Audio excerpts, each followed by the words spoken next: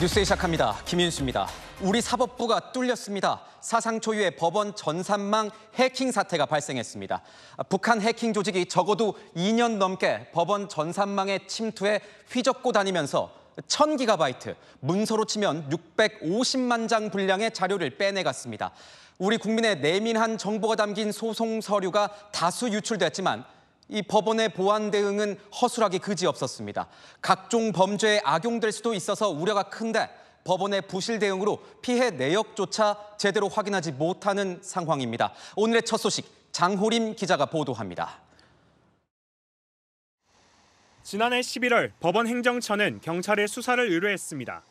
북한이 법원 전산망을 해킹했다는 내용이었습니다. 경찰은 오늘 국정원 검찰청과의 합동수사 결과를 발표했습니다. 지난 2021년 1월 이전부터 지난해 2월까지 북한의 해킹 공격으로 유출된 자료만 1014GB가 넘는 것으로 파악됐습니다. 경찰은 유출된 자료 중 극히 일부인 4.7GB 정도만 내용을 확인할 수 있었습니다. 모두 법원의 개인회생과 관련된 문서들이었는데 여기엔 진단서나 병역 기록 같은 민감한 개인정보도 포함되어 있었습니다. 이들은 지난 2021년부터 2년 동안 법원 전산망에 접근해 자료들을 빼냈습니다. 자신들의 정체를 드러내지 않게 하기 위해 국내와 해외 서버를 각각 4개씩 8개를 빌려 우회하는 방식을 이용했습니다. 서버 임대료 등은 모두 가상화폐로 결제한 것으로 확인됐습니다. 경찰이 해킹의 배후로 지목한 단체는 라자루스, 서버 임대료를 결제한 가상화폐 내역, 악성 프로그램이 기존 북한 범행에 쓰인 것과 동일한 점을 근거로 들었습니다. 라자루스는 북한 정찰총국 소속으로 김숙희 안다리엘과 함께 북한의 3대 해킹 조직으로 분류됩니다. 경찰은 유출된 파일 5,000여 개 등을 포함 수사 결과를 법원 행정처에 통지하고 사이버 테러 대응을 위해 관계기관과의 연계를 강화할 방침입니다. 채널A 뉴스 장호림입니다. 법원의 보안 체계도 문제였지만 문제를 더욱 키운 늑장 대응을 지적하지 않을 수 없습니다. 해킹 사실을 뻔히 알고도 자그마치 10개월을 방치했습니다. 비밀번호도 키보드 맨 윗줄 6글자를 한 번도 바꾸지 않고 6년 내내 썼습니다. 김지윤 기자입니다. 법원 행정처가 오늘 오후 5시쯤 홈페이지를 통해 개인정보 유출 사실을 알렸습니다.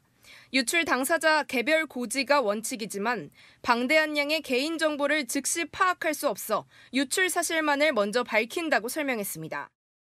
개인정보가 유출됐는데 정작 누가 어떤 피해를 받는지 알지 못한다는 겁니다. 당사자가 피해를 본 사실을 모르니 법원 공지를 찾아보기도 사실상 불가능합니다.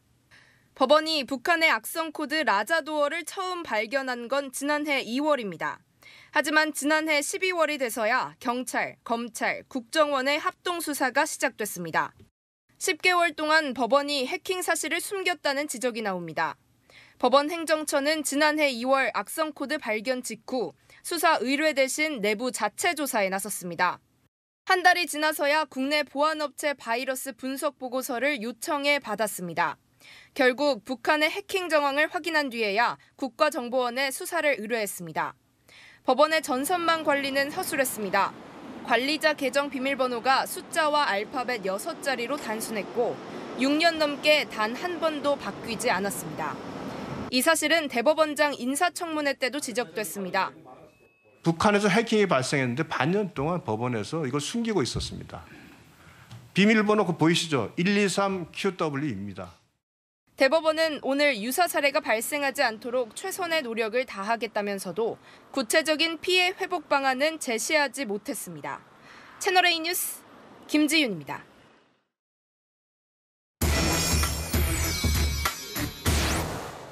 네, 아는 기자 사회부 배두헌 기자와 조금 더 자세히 알아보도록 하겠습니다. 자, 배 기자, 이번에 빠져나간 정보가 문서로 치면 650만 장의 분량이라는 거 아니겠습니까? 북한이 한 곳을 해킹해서 이렇게 많은 정보를 가져갈 수가 있는 겁니까? 네, 이번에 확인된 유출 규모는 1014GB, 일반적인 컴퓨터 문서 파일 기준으로 650만 페이지 분량에 달하는 양입니다. 우리나라 법원은 전국에 흩어져 있지만 소송을 낼 때 제출하는 정보는 경기 성남시 분당구에 있는 전산정보센터 한 곳으로 모입니다. 심각한 점은 뭘 도둑맞았는지 확인된 게 단 0.5%도 안 되고 뭘 훔쳐갔는지 파악조차 안 되는 자료가 99.5%에 달한다는 겁니다. 확인된 게 0.5%밖에 안 된다. 우려가 굉장히 큰데 그렇다면 이번에 유출된 정보에는 어떤 것들이 있는 걸로 보입니까? 네, 일단 극소수의 유출 정보만 내역이 확인된 상태인데요. 경찰은 모두 이 회생 절차에 관련된 문서라고 발표했습니다. 자세히 들여다보면 민감한 정보가 다수 들어가 있습니다. 이 개인 회생을 하려면 내가 돈을 못 갚는 이유를 증명하는 문서들을 법원에 제출하지 않습니까? 이 자필 진술서부터 계좌번호 등 금융정보도 있습니다. 내가 아파서 입원을 하거나 또는 군입대로 빚을 갚기 어려운 상황을 입증해야 할 경우에 제출했던 병원 진단서, 병력 증명서까지 넘어갔습니다. 그러니까요. 배 기자, 그러니까 더 상식적으로 이해가 잘 가지 않는다는 겁니다. 그렇게 중요한 정보를 법원이 관리하고 있는 거라면 이 보안을 뚫기가 아주 어려워야지 더 정상인 거 아니겠습니까? 네, 맞습니다. 이 안이한 보안의식, 허술한 관리가 피해를 키웠다는 지적이 나옵니다. 이 대법원 전산망 관리자 계정의 일부 비밀번호는 123QW2처럼 단순한 배열로 돼 있었습니다. 일부 계정은 무려 6년이 넘도록 비밀번호를 바꾸지 않았고요.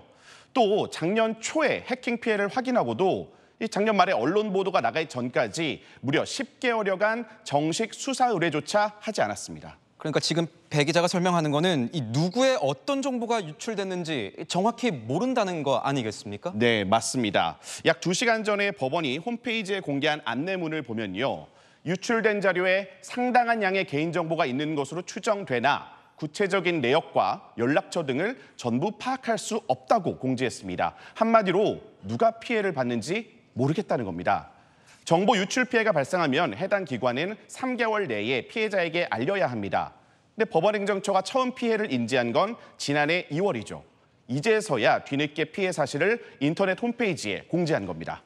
늑장 대응이다 이런 지적이 나오고 있는데 그렇다면 이 북한 해킹 이 조직이 도대체 어떤 의도를 가지고 이렇게 자료들을 해킹해서 가져간 것인지 굉장히 궁금한데 그것과 함께 만약에 그렇다면 우리는 어떻게 대비를 해야 하는지도 좀 궁금합니다. 네, 일단 북한 해킹 그룹의 구체적인 해킹 의도는 파악되진 않았습니다. 하지만 이번에 유출된 정보들만 활용해도 명의를 도용할 수 있습니다. 그러니까 이를테면 신용카드 복제, 휴대전화 개통도 가능할 겁니다. 보이스피싱을 비롯한 범죄 우려도 큽니다. 북한이 특정인의 문서를 범죄 조직에 팔아넘겼다고 가정을 해보겠습니다. 내가 어떤 이유로 개인 회생을 신청했고 또 내 가족 이름이 뭐고 이런 것들을 범죄 조직이 알고 있다면 훨씬 더 정교한 범죄 설계가 가능할 겁니다. 그렇기에 출처가 불분명한 이메일이나 문자 또 전화 수신 시에 각별히 주의를 기울여 달라는 게 법원의 당부고요. 경찰도 각종 계정의 비밀번호를 주기적으로 변경해 달라고 강조했습니다. 네, 잘 들었습니다. 지금까지 아는 기자였습니다. 최근 SNS상에서 북한이 만든 김정은 찬양 가요가 급속도로 퍼지고 있습니다. 결국 국정원이 이 영상을 국내에서 볼 수 없도록 접속 차단을 요청하기로 했습니다. 유승진 기자입니다.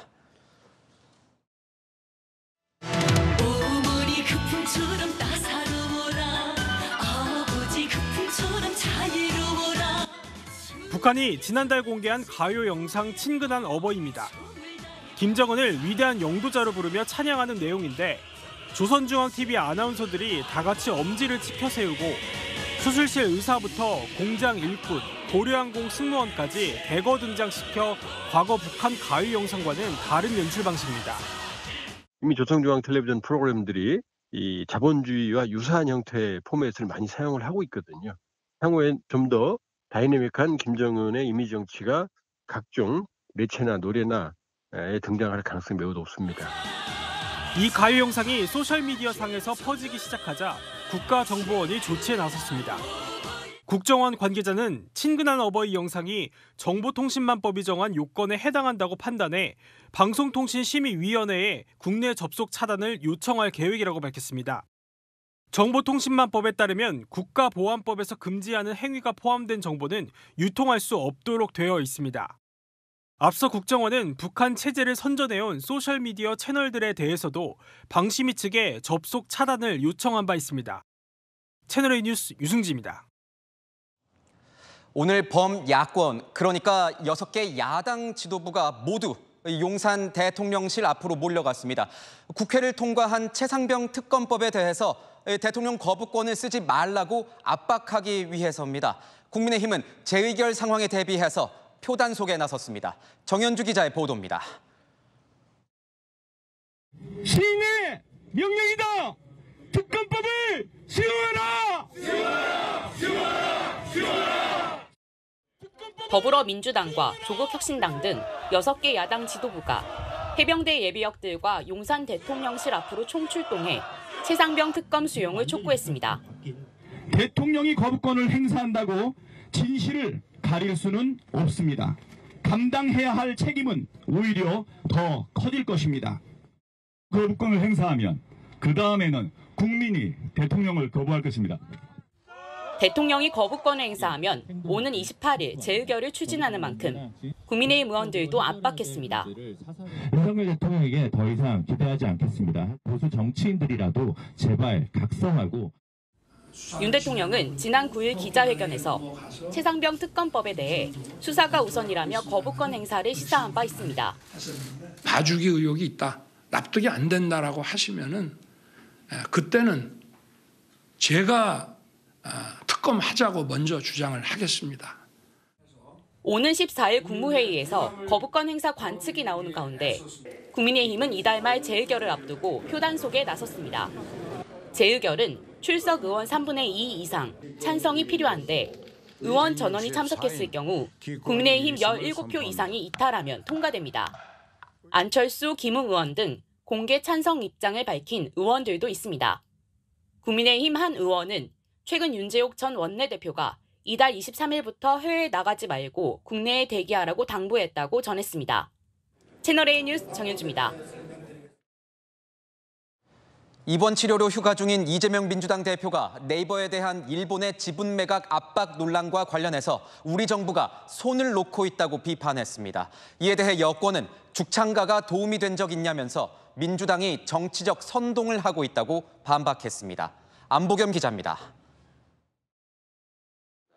입원 치료 중인 이재명 더불어민주당 대표가 라인 야후 사태에 대한 현 정부 대응을 비판했습니다. 오늘 새벽 SNS에 메신저 앱 라인의 매각 압박 논란을 일으킨 일본 총무상이 이토 히로부미 후손이라는 보도를 인용해 대한민국 정부는 어디에?라고 썼고 오늘 오전 대한민국 정부는 멍이란 글을 추가로 올렸습니다. 당에서도 일본 총리와 술 한잔 마시고 자발적 호구가 되어버린 대통령의 외교, 일본 총리실의 용산 출장소 같다 등 강도 높은 비판이 쏟아졌습니다. 대일 관계 복원기조 때문에 정부가 일본 정부 눈치를 보고 소극적이었던 게 아니냐는 겁니다. 우리나라 기술 기반 기업에 대한 경영권까지 침탈하는 역사가 벌어지고 있는데요. 도대체 불종적인 친일 외교, 아무런 실용적인 결과도 얻어내지 못하고 있는데요. 여권은 야당이 사실관계나 사태 본질과는 다른 정치 선동에만 집중한다고 일축했습니다. 어제 네이버는 기업 가치를 최우선에 둔 지분 매각 가능성을 언급했고 정부도 이미 소통하며 기업의 판단을 기다려준 것이라 설명한 바 있습니다. 정부가 멍 때리고 있었다는 것은 분명한 왜곡이고요. 소부장 사태 때 죽창가를 불러서 그것이 문제를 실질적으로 해결하는 데 도움이 됐습니까? 아니면 악화시켰습니까? 제1야당인 민주당이 정부가 문제를 실질적으로 해결하도록 지원하는 것이 마땅하다고 덧붙였습니다. 채널A 뉴스 안보겸입니다.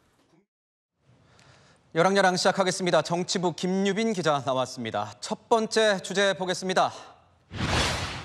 한동훈 전 비대위원장과 유승민 전 의원이 보입니다. 네, 오늘 국민의힘 차기 당대표 적합도 조사 결과가 나왔는데요. 전체 응답자 답변과 국민의힘 지지층 답변 결과에 큰 차이가 있었습니다. 전체 응답자 순위에선 유승민 전 의원이 28%로 가장 높게 나타났고요. 26%를 기록한 한동훈 전 위원장과는 오차 범위내 접전입니다. 반면 국민의힘 지지층에선 한 전 위원장이 48%로 1위를 차지했는데 유승민 전 의원은 4위였고요. 일반 유권자와 이 지지층의 응답 결과가 너무 다릅니다. 네, 이런 양상의 조사는 사실 또 있었습니다. 한동훈 전 위원장의 전당대회 출마에 대해서도 물었는데요. 전체 응답자에서는 출마 반대가 50%를 넘겼는데 국민의힘 지지층에선 출마 찬성이 과반을 넘었습니다. 어떻습니까? 현행 당대표 선출 룰은 당원 100% 아닙니까? 네, 그렇습니다. 그런데 당원 100%에서 일반 국민 여론조사를 추가해야 한다는 목소리도 나오고 있죠. 이렇게 여론조사 결과가 응답자에 따라 다르게 나오다 보니 전당대회 룰에 매우 민감한 상황이고요. 어떻습니까? 한동훈 전 위원장과 유승민 전 의원 아직 전대 출마 여부에 대해서는 정확히 밝히고 있지 않고 있죠. 네, 그런데 한동훈 전 위원장 최근 당직자들과 만찬을 가지면서 행보를 시작한 게 아니냐는 관측도 나오고 있습니다. 오늘 온라인 커뮤니티에 서울의 한 도서관에서 목격됐다는 글과 사진이 다수 올라오며 화제가 된 건데요. 사진에는 한 전 위원장 편안한 복장에 운동화를 신었고 분홍색 골전도 헤드폰까지 낀 채 책을 읽는 모습이 담겼습니다. 공개 활동은 중단했지만 이렇게 행보들이 소소하게 알려지고 있고요. 유승민 전 의원은 오늘 SNS에 민주당이 이재명 대표의 25만 원 민생회복지원금을 특별조치법 형태로 추진하는 것에 대해서 위헌이라고 강하게 비판했습니다. 야권 비판에 앞장서면서 당심 잡기에 나선 게 아니냐는 해석이 나옵니다. 두 사람의 움직임 좀 더 지켜봐야겠군요. 자, 두 번째 주제 보겠습니다. 누구를 배제했다는 겁니까? 네, 바로 문재인 전 대통령입니다. 2018년 싱가포르 북미 정상회담 당시 미국이 의도적으로 문 전 대통령을 배제했다는 내용이 어제 트럼프 전 대통령 측근들이 발간한 저서에서 서술됐습니다. 저도 기억이 나는데 당시 이 남북미 정상회담 개최에 대한 이 기대감도 좀 있지 않았습니까? 네, 맞습니다. 2018년 4월 판문점에서 남북 정상회담이 열렸고 이후 남북미 3국 정상이 함께 모여서 전쟁 종식을 선언할 수 있을 거라는 기대감을 모았죠.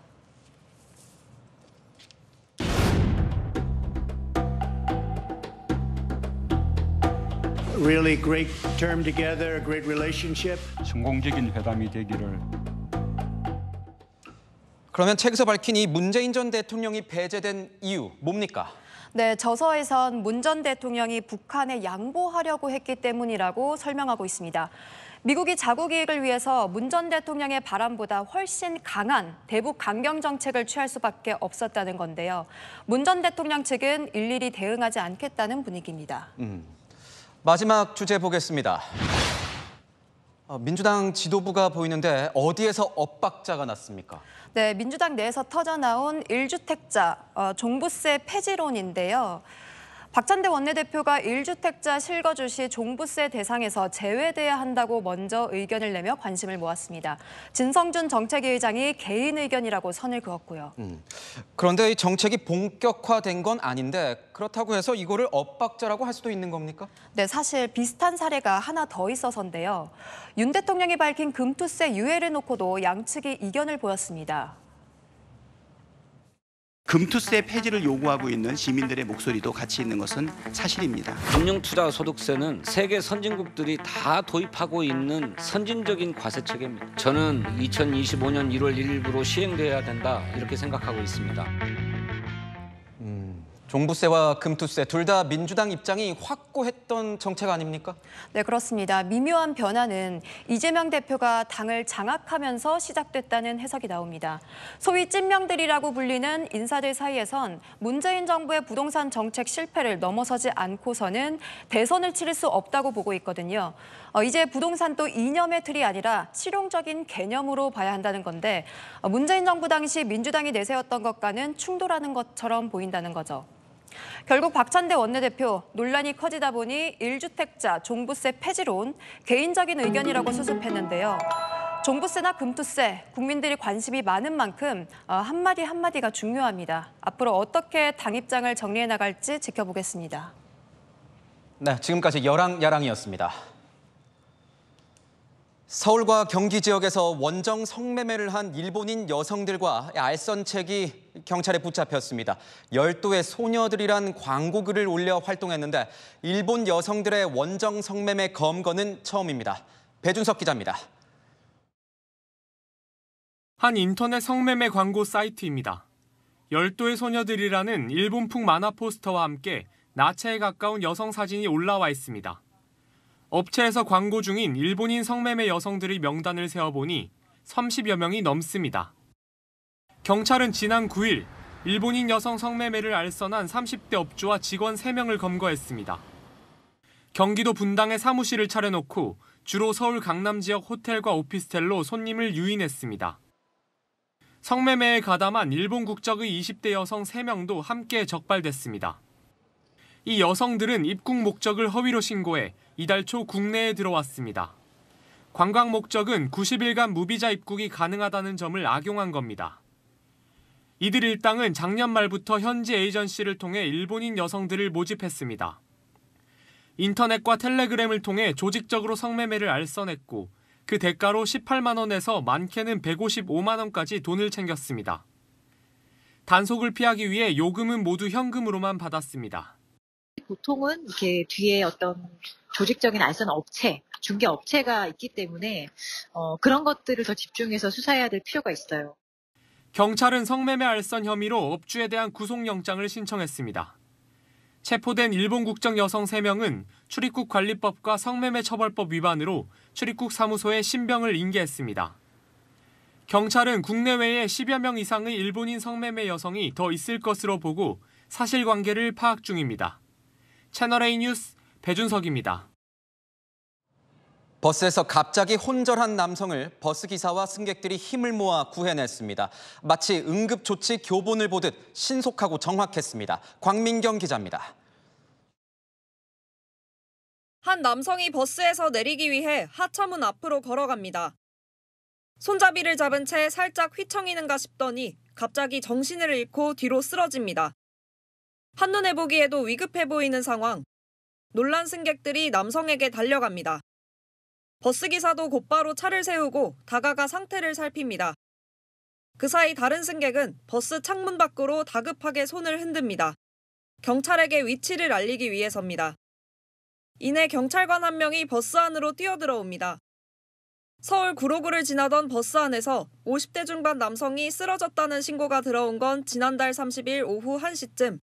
승객과 버스기사가 초동 응급조치를 하는 동안 신고 접수 1분 만에 서울 구로경찰서 소속 경찰관이 현장에 도착했습니다. 현장에 도착했는데 버스가 보이지 않아서 이렇게 찾고 있었는데 승객분이 손을 흔들어 주시는 거예요. 그래서 빠르게 찾을 수 있었는데 정말 다급한 상황이구나. 구급차도 신고 3분 만에 현장에 도착했는데 신속한 심폐소생술 덕분에 남성은 이미 의식과 호흡을 회복한 다음이었습니다. 긴박한 상황이었지만 승객의 도움과 버스기사의 판단, 경찰의 빠른 출동이 위급한 순간을 넘겼습니다. 채널A 뉴스 광민경입니다. 보험금을 타내려고 일부러 차량 사고를 내는 보험 사기단이 있습니다. 일명 뒤쿵 알바라고도 불리면서 요즘 판을 치고 있는데 짜고 치는 정도가 드라마 시나리오만큼 정교합니다. 사건 현장 360 백승현 기자가 취재했습니다.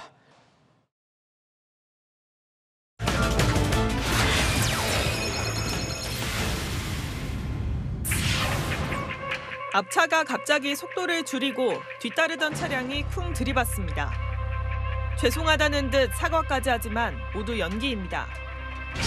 서로 짜고 사고를 낸 뒤 수십만 원에서 많게는 수백만 원까지 보험금을 나눠 갖는 이른바 뒤쿵 사기입니다.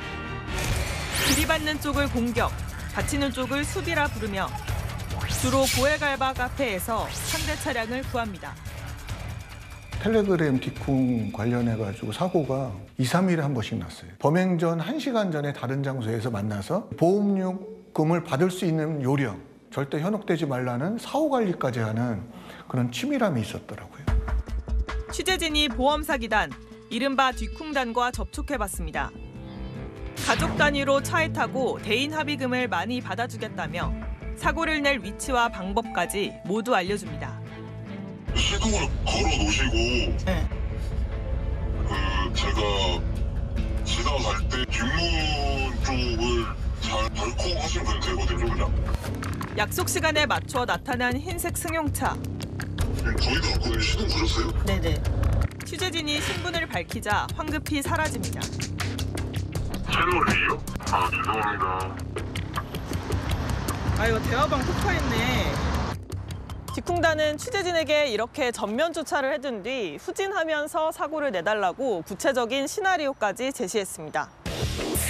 또 다른 뒷쿵단들은 적발될 위험은 없느냐는 취재진을 서둘러 안심시킵니다.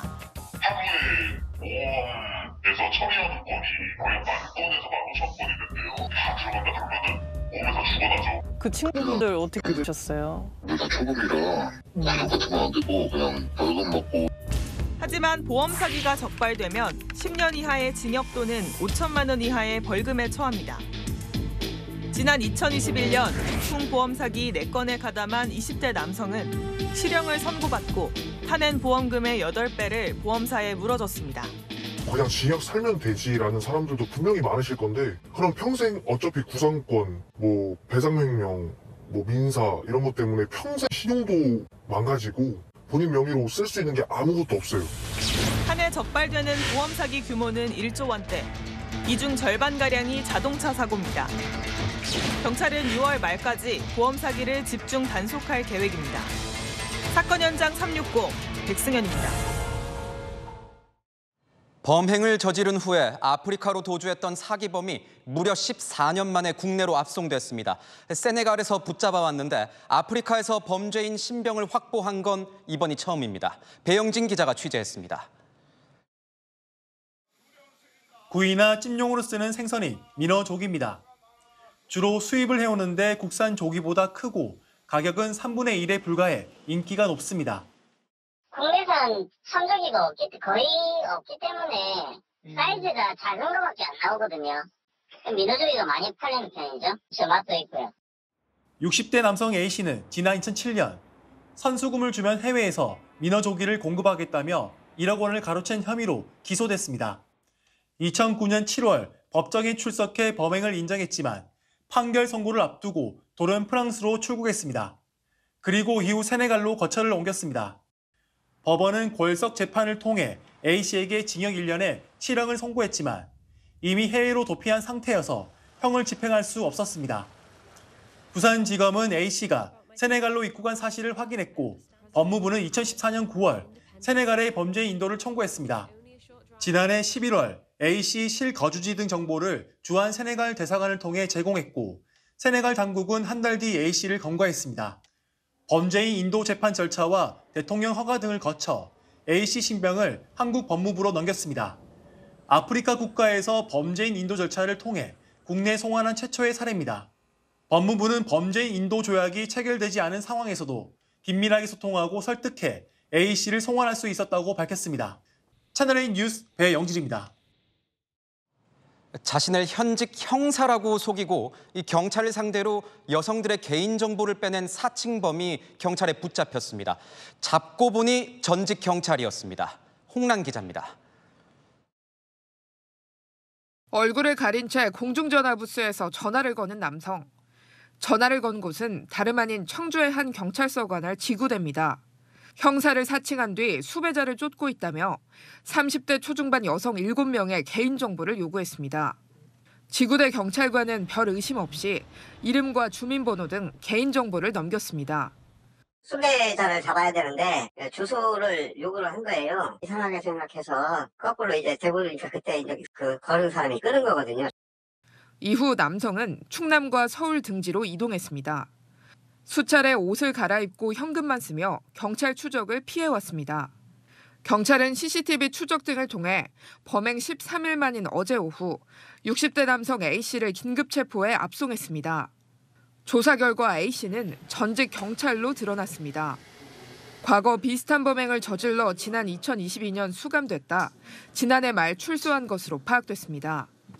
A씨는 SNS 익명 채팅을 통해 개인정보를 가져다 주면 수고비를 주겠다는 제안을 받아 응했다고 주장한 것으로 알려집니다. 요새 익명으로 하는 거 많잖아요. 누구한테 의뢰를 받고 했기 때문에 그게 어디 쓰여지는지는 몰라요. 경찰은 피해 여성들에 대해 스마트워치 지급 등 보호 조치를 하고 있습니다. 다행히 피해자들에게 지금까지 별다른 일은 없었던 것으로 알려집니다. 경찰은 A씨에 대해 구속영장을 신청하는 한편 의뢰자를 쫓고 있습니다. 하지만 아직 의뢰자가 누구인지는 특정하지 못하고 있습니다. 채널A 뉴스 홍란입니다. 지방자치단체 행정감사 자료 제출 때문에 지방의회 의원들과 공무원들 사이에 갈등이 커지고 있습니다. A4 용지 2만 4천 장 분량을 요구했다면서 공무원들이 규탄 기자회견까지 했습니다. 의회의 이 정당한 직무수행이냐 아니면 갑질이냐를 두고 팽팽하게 맞붙었습니다. 강경모 기자가 취재했습니다. 복사용지 100박스가 웬 말이냐?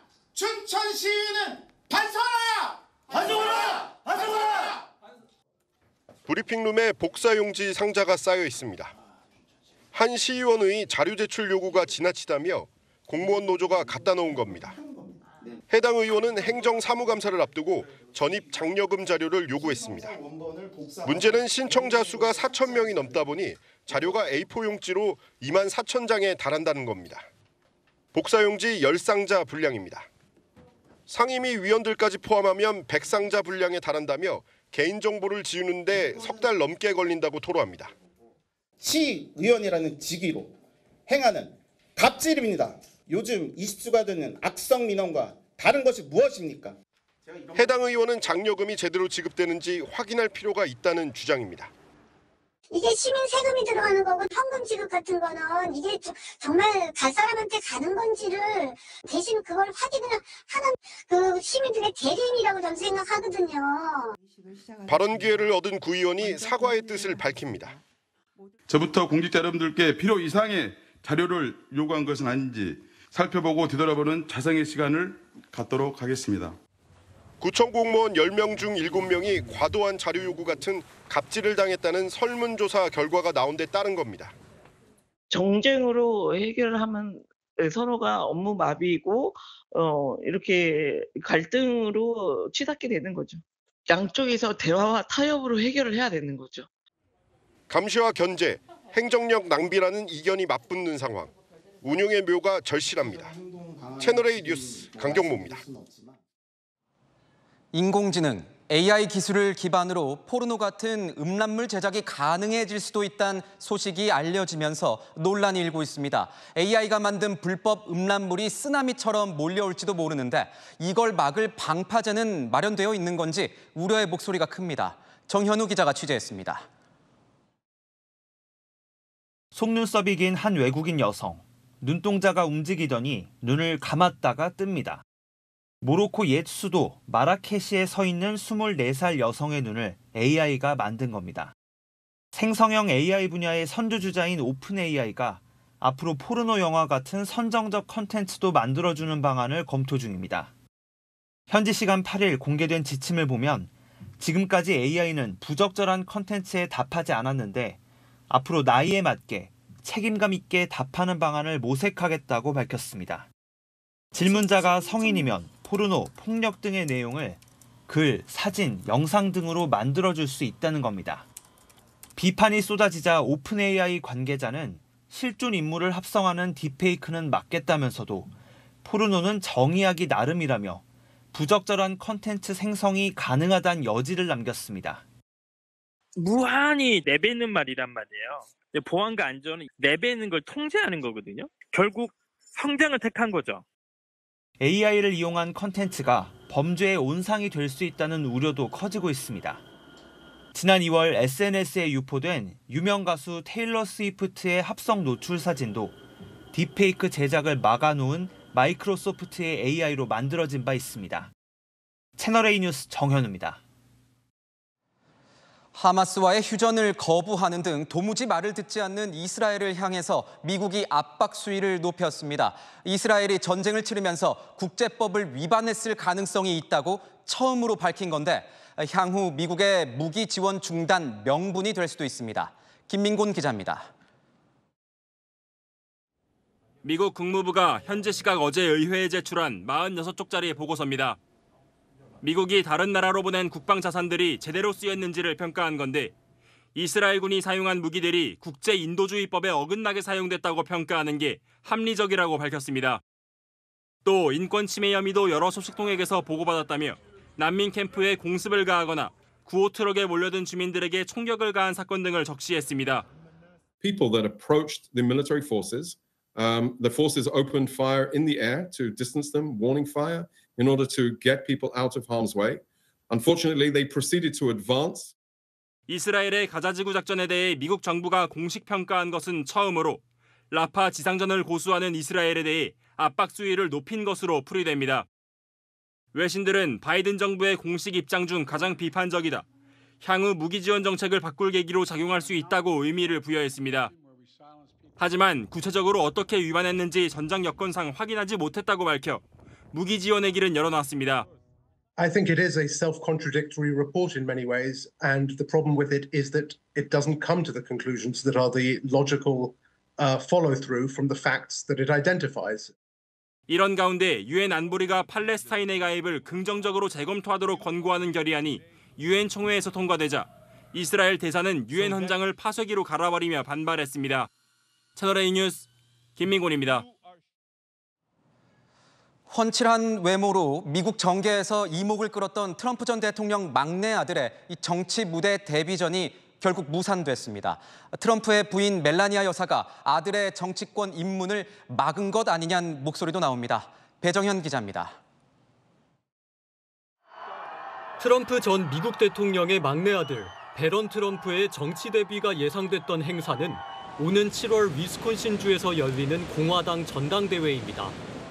지난 8일 당 대선 후보를 결정하는 플로리다주의 대의원으로 선출되면서 참가 자격이 생겼기 때문입니다. 외신들의 관심도 집중됐습니다. So Barron Trump has been kind of private. So it will be interesting to see how he now enters the political scene, interacts with other members of the party. 하지만 배런의 정치 무대 등장은 결국 무산됐습니다. 어머니인 멜라니아 트럼프 측은 대의원으로 선출된 건 영광이지만 사전 약속 때문에 참여를 사양했다고 밝힌 겁니다. 어떤 약속인지는 밝히지 않았습니다. BBC 방송은 멜라니아가 남편은 지지하던 배런의 정치 입문을 거부한 것으로 보인다고 분석했습니다. 실제 불참 뉴스가 전해지기 불과 몇 시간 전 트럼프는 배런은 정치를 좋아한다며 때때로 조언도 한다고 언급하기도 했습니다. 트럼프와 멜라니아 사이 유일한 아들인 배런은 올해 18살로 알려진 정보가 거의 없습니다. 정치 활동을 활발히 해온 이복 형제들과 대조적입니다. For my father, impossible is just the starting point. He's been a tremendous champion of supporting families and enabling them to thrive. 이번 플로리다주 대의원 명단에는 장녀 이방카를 제외하고 모든 자녀가 이름을 올렸습니다. 트럼프가 가족들을 기용해 당 장악력을 강화하고 있다는 분석입니다. 채널A 뉴스 배정현입니다. 러시아에서 버스가 강에 빠지는 사고가 발생했습니다. 승객 7명이 사망했습니다. 김세인 기자가 보도합니다. 도로를 달리던 버스가 갑자기 인도 위로 올라갑니다. 오른쪽으로 방향을 바꾸더니 비틀거리며 마주오는 차량을 들이받습니다. 충돌한 차량을 밀어내며 계속 달리던 버스는 다리 난간을 뚫고 강물로 그대로 추락했습니다. 강물에 잠시 떠있던 버스는 곧바로 지붕까지 물속에 잠겨버립니다. 타스 통신에 따르면 현지 시각 어제 낮 1시쯤 러시아 제2도시 상트페테르부르크에서 버스 추락 사고가 발생했습니다. 당시 승객 20여 명이 타고 있었는데 그중 최소 7명이 숨졌습니다.